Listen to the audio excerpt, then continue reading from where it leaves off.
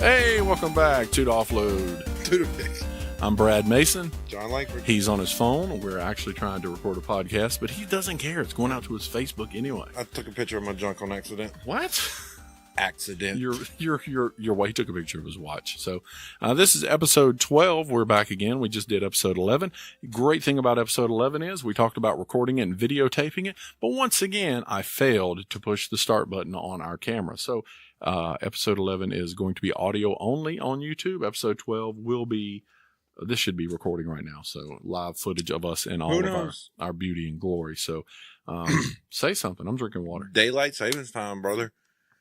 That's Hate the it. Worst. Hate This it. whole episode is dedicated to daylight savings Hate time. it. How it's so miserable. Hate it. I love having the extra hour in the day, but I hate that first week. Yeah, but the only time I like daylight savings time is when it's in the fall and you gain the you hour. lose, I don't care. You lose daylight, bro. I don't care. Stop with summertime, man. I need my boat time. I need my we lake time. We are massively in love with the greatest generation ever, the World War II vets. We love everything about it. But this is the one thing we just can't stand. You old people, I don't. Once again, I did very limited research, and I'm sure Mr. Standen is going to call me out on this. Because you're horrible. What you didn't research. Daylight savings time is a ploy by the Masons to control you. I don't know absolutely. Why. No, but I did some research, and obviously there's many different reasons why they why they did it to begin with. Right. One was to save energy. That was the biggest reason they said. Yeah.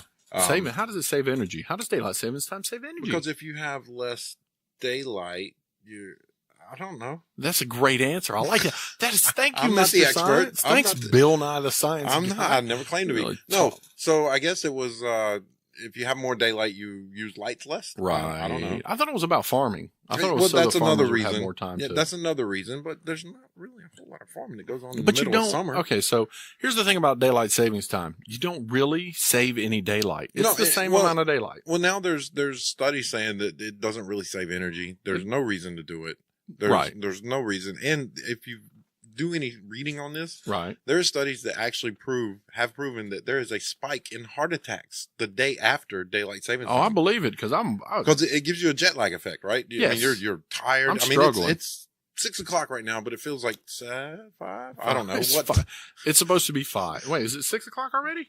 5:48. Okay, so yeah. Anyway, so I had to work this morning, so I had to get up at. I usually get up at 5 o'clock.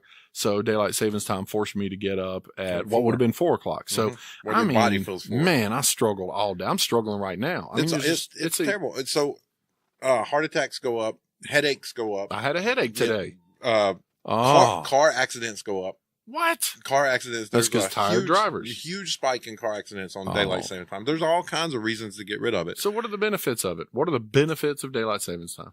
And you, through your immaculate research that you've done, you read one article, and the question is what is the benefit of daylight savings time? I'm going to be truthful here. I didn't read an article. I just watched a YouTube video. You watched. At least you're telling the truth. You're not lying about it. Yeah. So I can't think. What is the benefits? I don't know. I mean, the kids. You get the kids to bed earlier. But I know there's a lot of buts. But I mean, here's the problem with daylight savings time for me. I get up in the morning before daylight savings time.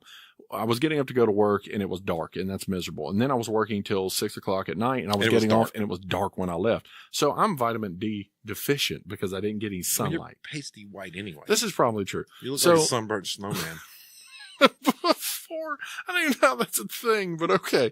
So before daylight savings time, the sun started coming up earlier, and I was able to get up before it was dark. After the sun. Yeah, after the sun was coming, it was light. You're tired, man. Daylight savings time. I was getting off work, and and the sun was still up a little bit in the evening. So I mean, I just don't see why we got to play with people. Why we got to mess with people like that? Just leave it like it is now. Yes. Just don't change it. Just it's always like this. When I was a kid, we lived in Arizona. Yeah. I love to say they that. never did it. Yeah. We didn't do daylight savings time. I think there's a couple more states that have. I think the Northeastern, the Northeastern, New England The New England states, I think a lot of those have. Are you telling me that Tom Brady does not have to do daylight savings time? It's probably his idea. Some bull crap, just so they can win the Super Bowl. Yeah. Ha ha, you lost, Tom Brady.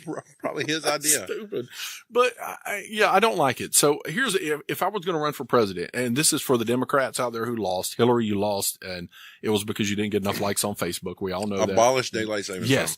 I would run on that. That would be my whole platform. Yeah, man. What are you going to do for the economy? Abolish daylight savings time. What are you going to do for racism? Abolish daylight savings time. Exactly. I mean, if there's more light we can see. How are you going to end colors. wars? Abolish daylight savings time. I'm in. This is the guy right here. Yeah, can it reduce heart attacks by 25% the day after daylight saving time with that? You're going to save all these people.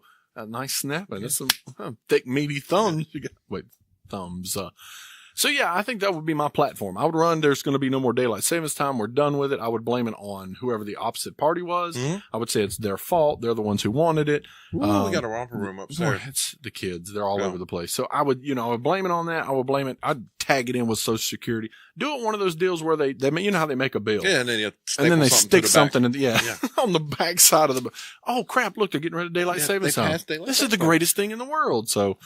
I'm Trump. If you're listening, Donald Trump, if you're watching our podcast, if you're on YouTube and you're checking us out, Big T, don't know. Just keep it like it is now. There's no reason to go to that wintertime thing. No spring forward, fall back. Just F it all and let's stay where we are. Daylight savings time. So I'm agreeing with you there. We got to get, that was good. I like that, daylight savings time. So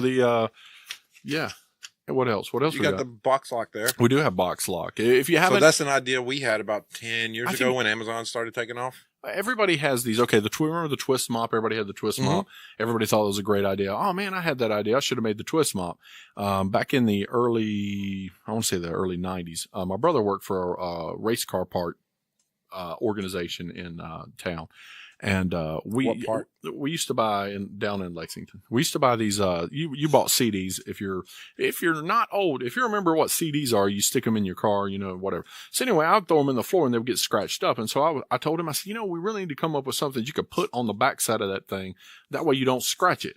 And he was telling me they had some kind of the rip away windshield that they have on NASCAR. They've got that product. He said, hey, you could take some of that and put it on the CD and cut it and maybe make a product out of that. And I'm telling you, like within 6 months of that conversation, somebody had this thing out called D-Skins. And it was just a square. And that's what it was called. It's called D-Skins. And you put it on your disc. That's what the D was for. Not many Jewish people on that I know. There's not the circumcised disc, but you put it on the disc and it covers it and keeps it from getting scratched. And it was one of those deals where I'm like, I thought of that. I invented that, but I didn't, I didn't get around to, I wasn't the guy who manufactured it. Same thing with the mop, the twist mop. So this brings me to, what were we talking? Yeah, the box lock. I got it right here. Article on box lock. So Amazon, we're in the, online fulfillment order business. That's what we do. We're with a major online retailer, selling all kinds of great, wonderful things. We're not going to talk about it. Yeah. So yeah, it is important because our packages get delivered to the customers' homes. And same thing with Amazon. Right. Amazon's packages, if you order off a line, like the majority of us do, the packages make it to the house. And thanks to, this doorbell, I won't mention their name. We don't, no free sponsorship. It's a circle. Get at us. It's kind of like a circle, but it goes on your finger. Get at us. Anyway, thanks to their commercials, you see these pictures of people running up to porches and swiping packages. And I had this conversation with John probably about the same time we had the conversation about a podcast. Yes. It wasn't that long ago. Well, maybe it was. Was it a couple years ago? It was a while ago. Well, I still at that other place. I said, what? I don't understand. People need to put a box on their porch and they need to put a lock on it. That way, when they deliver your package, they drop it in the box, they lock it, and you're good. Nobody can steal your stuff. Well, somebody has come along and genius enough, they're calling it box lock, which is perfect. It's a beautiful name. But the lock on it actually has a barcode scanner on the bottom of it. So when the package arrives, they can scan the barcode on the package and it'll unlock itself. They drop the package in the box and lock it and they're done. And you don't have these porch pirates running around stealing all your stuff. Porch pirates? Yeah, that's what they call them. They call them porch pirates. That's clever. Yeah, Now, what would be awesome if I was a porch pirate? I would make my car look like a pirate ship. Oh, yeah, and have a patch and everything. Dress up and be running with a sword. Yeah. So, after me, booty. Porch pirates, you need to step your game up because I still think that would be great. I mean, even if it's just a joke, it would be funny. Somebody gets shot and killed, but it would be hilarious. But anyway, so somebody had one of the comments was, well, how do you keep them from stealing the box? How do you keep them from stealing the box on the porch? And the company who made this is like, well, you bolt the box to your house, you know, you bolt it to the porch or you bolt it to the house, then they can't get away with anything. And I just thought it's a basic idea, but it is something it's come out of a need in the current modern society of having everything delivered to your house. It's something that rose up from the internet. You know, it's which is interesting to me because if you go back to the old milkmen, you remember those guys who used to bring around the milk? I mean, they had things to put them in. They would bring, they did. They had milk boxes. They would put the box in there. You come back, get the bottles later, or whatever. But it's almost like it's a, what's your favorite word about history? It's always cyclical. Oh, cyclical. He loves that word. But I think this is a cyclical type thing. I mean, we're going back to home deliveries. Yeah. We got all these, I won't mention their names, but we got fresh food that you can buy in a box and have it delivered to your house. And I've done that and it's awesome. That's some great stuff. It's cost comparative. Sponsorships available. It's cost comparative a little bit to eating out. So if you're eating out once or twice a week, for the one time you and your wife go out or your partner, whatever, you go out and eat, you're going to get this box and you can get 2 or 3 meals out of it. And you have to cook it, but it's really good stuff. But it still gets delivered to your house. You know, I'd heard a local radio guy talking about his apartment where he lived, and somebody said something about him going out and getting food and him starving. He said, I'd never starve. He said, I just open my door and look down the hallway because there's all these stupid boxes of food all down the hall. Right. And it seems to be a big millennial thing. You know, I mean, I've looked into those things. It's a little expensive for my taste, but yeah. And again, it's all, to me, it's cost comparative as to if me and my wife go out and spend $45 eating somewhere, which is not McDonald's, by the way. So if we go spend $45 somewhere and I spend $60 on a box that has 3 meals in it for each of us, that's, you know, I can save some money on that. So it's a pretty cool idea, but I think it's just cool to me how the internet and what is going on in the internet business world is generating new job ideas and opportunities. It's, what in the world? That was just, I'm sure that y'all didn't hear that, but it was just like a across the floor. It's pretty awesome. 6 kids up there right now. So yeah, they're running around in circles, I'm sure, on the flat floor, flat earth. Anyway, speaking of food, yeah, let's go to food. A little bit hungry. You're always hungry. I feel like, so recently, we've been in this non-existent weight loss competition, right? There's like 5 of us and nobody's really trying. Nobody's lost anything. I haven't lost an ounce this week. The only reason I lost was because of my bout with salmonella and the flu. You almost died. Yep. But since then, I have no desire for fast food. I have none whatsoever. Really? I do not want fast food. I don't believe that. I have not eaten it. I'll go to a deli at Walmart before I go to McDonald's. You're just trying to get salmonella again? You're going to the deli at Walmart? Hey, it's decent food. Fried okra, it's not the food that's the problem. It's the people walking around in their underwear that are, you know, you're getting butt hairs on your chicken. What is that? Am I growing up? It better not be that. No, you're not growing up. I think it's everything else. It's the weight loss issue, right? I've struggled with weight loss for years. I've died. I come off a diet. I do it again. I think my body said no. McDonald's now. We're in a weight loss competition now. We've been in it for about a month, and I haven't lost anything. I think I've lost 7 pounds. I lost a pound. I gained a pound. So it's kind of in that range.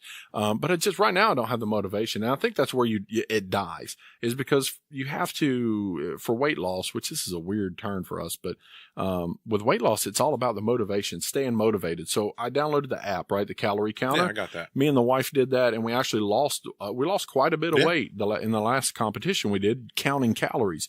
But now I don't count my calories, and she's not doing it either. And we were talking, she says, why aren't we doing that? And I said, because I think you just get to the point to where you're so tired of tracking everything. Yeah. It just becomes so, can't eat it without entering it. Can't do it without entering it. Yeah. Here recently, I noticed, like at work, I, go for lunch or something. And I'm just like, I don't want, my friends will say, hey, where are you going for lunch? And I'll say, I have no idea. Right. No clue. And I'll go wander. One day I went to Food Line, got something out of their cold case. I went to Walmart, got something out of their deli. I have no interest whatsoever in fast food anymore. Yeah. None. Well, I mean, I can't, Wendy's, that's probably the only thing. I take my daughter there for her chicken nuggets after daycare, and I might get the 4-for-4 thing they got going on, but I don't get the huge hamburger like I used to. Pre-lunch.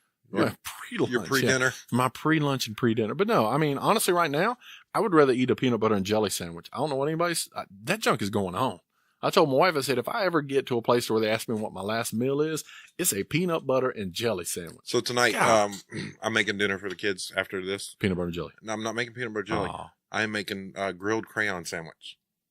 And so I saw this. It was that's child abuse. No, it was on The Simpsons, I think. You're going to make them a sandwich off of Simpsons. Ralph Wiggum, he had a crayon sandwich, but I saw how to make it for real. You just take the shredded cheese and you mix it with food coloring. And it melts, and it gets that rainbow effect. That's pretty cool. So what I did before we left the house, I said, all right, guys, bring me two red, 2 blue, 2 green, and 2 yellow crayons. And I got them sitting on the table. And they're going to think we're eating a crayon sandwich. That's pretty awesome. Yeah. Until they've eaten your crayon sandwich and realize they're hungry. And then they start munching on crayons. Regular crayons. Daddy, this ain't the same. You know, I got to put butter on it and fry it. That's pretty awesome. I mean, it's a great idea. I think it's a little manipulative, but it's awesome. Yeah. So that's pretty cool. Yeah, send pictures. Yeah, send some pictures. So, what else we got going on? Anybody else out there? Y'all got anything? Y'all never say anything. I don't hear anything. You guys are quiet. People, you're the worst. It's like, we can go to the movies and hear people talk to the screen. So, NRA. Let's talk NRA real quick. We're jumping guns. We're jumping guns. Avengers. We'll go to the Avengers. Let's do NRA real quick. So according to media reports, the NRA membership is surging in the wake of the NRA protest by the media. So the media, no publicity is bad publicity. Yeah, the media has been pounding them and pounding the Parkland school shooting. I mean, you talked about this. It's like they completely forgot about the kid who did it. Nobody's talking about him. Mm-hmm. Nobody's asking him questions. Nobody wants to know what happened there. Now it's all about gun control and the NRA, and those two had nothing to do with what happened. But it's who we're going to beat up on right now because that's who we want to. But it's interesting to me. I'm not a member of the NRA. I'm not. I think I was at one point. I have a little bit of me personally. I have some conflicts between guns. Because on one side of me, I understand what the necessity and the need for them is. I get that. But on the other side of me, I believe that I'm called to be a peacemaker and that I'm not supposed to be about violence, which is really difficult because I enjoy the video games that are violent, whatever. But I think I like guns as in shooting. I think they're cool. I like target practice. I don't think I ever want to kill anybody with a gun. I think that's the last thing I ever want to do in my life. Never want to be put in that situation. And so when I look at this stuff, when I look at the NRA, I don't think it's hard for me because I don't see them as a peaceful organization. They are peaceful, but I don't see them as there has to be, to me, in my mind, there has to be some kind of concessions made. Absolutely. And I like the NRA and I like they stand for guns, but they also don't want to make any concessions. And they also stand for lobbying in Hollywood. Yeah, they're very against. Same thing. Yeah. Lobbying in Washington, they're so far this way. Yes. That they can't even see the other side. Right. And that's where I have my problem. I think what they're doing is good. I think they're supporting the Second Amendment. They want to make sure that is something that, is never taken away from us and the government can't infringe upon our rights. But at the same time, it's hard for me to say, yeah, I want to be a member of that because even I don't agree with everything that they stand for, I think at one point I was a member. I don't think I currently am. Not sure, but if you're an NRA member, I'm not saying anything bad there. I'm just saying this is me looking at it from the outside as to where I'm at. And my mind could completely change because when I first saw the media bashing on them, first thing I did was think, man, I'm going to join the NRA because I'm, right. And that's what 4,900% rise? Yeah, 4,900% rise since the Florida attack of NRA memberships. It's completely backfired what the media has tried to do. That's insane. It doesn't. And this happens probably every time there's a mass shooting. Yeah. More people decide that the NRA is not where they want to be represented, and it's not the Hollywood elites and it's not the government. I saw one person, they were saying, daylight saving time. Yeah, it's getting you. One person was saying, you people, you want the government, you want, you believe in Trump, and I'm not even talking about us, but they're saying, you're right, Republicans, you're NRA gun toting, but you want your guns to protect yourself from the government. That's hypocritical. Right. And I'm like, that's the whole point of the Second Amendment. That's the entire point of the Second Amendment. That is the whole point of the Second Amendment. So we have the ability to rise up against tyrannical It doesn't government. say anything about hunting. It doesn't say anything about self-defense. It was the whole point. You could read, not Washington. It was Thomas Jefferson. If you go look up Thomas Jefferson and look at what he said about the Second Amendment, and it's about having the ability to rise up against an oppressive, tyrannical government. I saw a thing today. There was a teacher in a public school. I don't know his name. I saw the article briefly, haven't read it, haven't watched the video. Some kid filmed this teacher the teacher was saying that there needs to be a violent resistance to Donald Trump and his administration. He is a public school educator telling children there needs to be a violent uprising against, and that kind of stuff doesn't make sense to me. And how do you win that? How do you win a violent uprising without guns? Is Donald Trump really the worst president ever? I think he's, I don't know. I don't know how to answer that. I don't think he's the best. No, he's certainly not the best, but I think he's not the worst. His morals are incredibly questionable.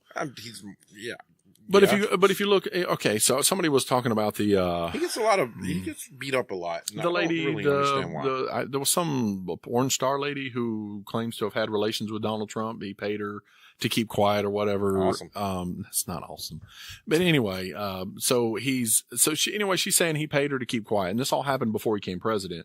So now it's coming out and people are saying, oh, he needs to be impeached and all that. I'm like, yeah, but really? We had a president who was in the Oval Office doing stuff. Yeah, with cigars. On the taxpayer's dime. Yeah. He was getting paid by us to do things that were wrong. He was married at the time, so it's adultery, right?